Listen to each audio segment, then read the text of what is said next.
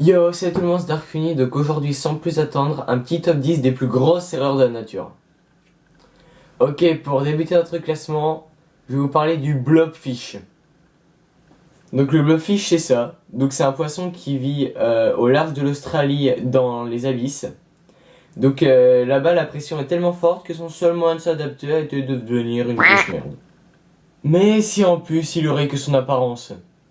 Bon, il serait moche, mais ça ira encore. Mais malheureusement, il n'y a pas que ça. Je cite internet, le blobfish est un poisson vivant dans les abysses, se nourrissant d'excréments de poissons et de sable. Wouhou! Joyeux comme régime alimentaire. Imaginez la vie du poisson. Ta vie se résume à flotter dans les abysses, parce que oui, il n'est pas capable de nager, hein. Donc à flotter dans les abysses, avoir une gueule dégueulasse et manger de la merde. En fait, il mange ce qu'il est. Numéro 9, le moustique. Alors oui, c'est pas une erreur de la nature, mais bon Dieu, qu'est-ce que ce serait cool s'il n'existait pas. Car franchement, je pense que c'est l'insecte le plus chiant au monde. Je pense que vous serez tous d'accord avec moi.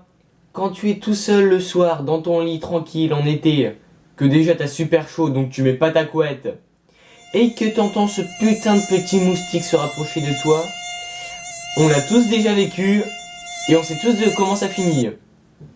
Tu essayes de voir où est cette connerie, mais tu le trouves jamais. Tu te réveilles le matin, plein de boutons partout sur le corps, envie de te gratter. Ouais! Numéro 8, le poisson chauve-souris rouge.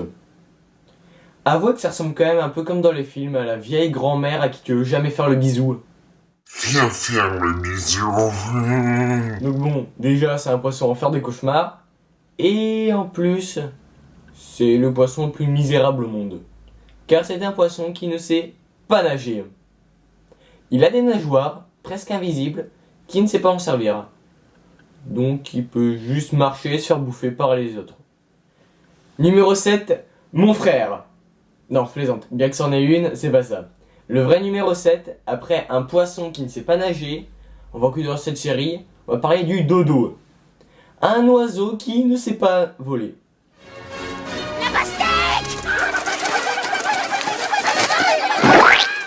Alors, l'avantage, c'est que des fois, Dieu avoue qu'il a fait une erreur. Et du coup, éradique l'espèce. Il n'y a plus aucun dodo sur Terre. Et tant mieux, parce que franchement, à part une dinde géante pour Noël, je vois pas à quoi ça servait. Numéro 6, cette fois c'est une plante, le mûrier himalayen. C'est dur à dire, le mûrier himalayen. Alors, c'est pas une erreur de la nature, mais faut mieux pas se croiser à cette plante. Imaginez des ronces, mais avec des épines de la taille de mon petit doigt. Même peut-être un peu plus grand.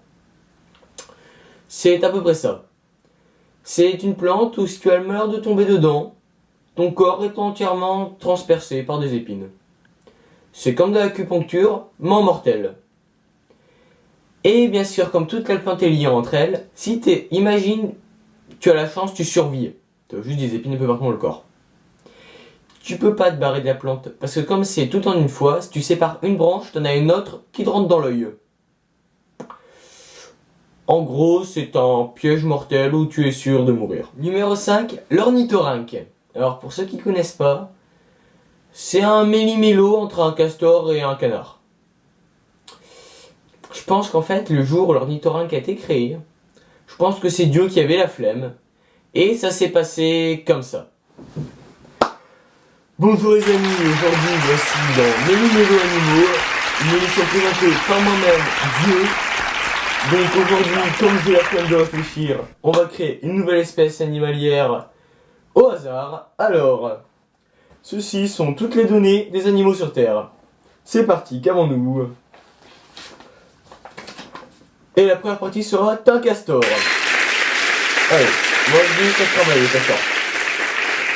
Ouais, mais il faut le changer un peu. Moi je dis on va changer sa tête. Qu'avons-nous dans tête? Un canard. Oui, un castor à bec de canard. Moi je dis c'est parfait. On envoie sur Terre, c'est parti.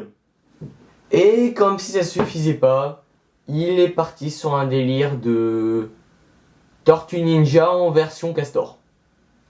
Car l'ornithorynque possède en dessous de ses coudes des pics capables de transpercer la chair et d'empoisonner, tuant en 5 minutes. En gros, il a créé un castor canard Tortue Ninja. Moi je dis il avait pris pas mal de drogue ce jour-là. Ok, c'est là-dessus que la vidéo se finit, donc n'hésite pas à laisser un pouce bleu si la vidéo t'a plu et à t'abonner. Et on se dit à la prochaine, tchuss!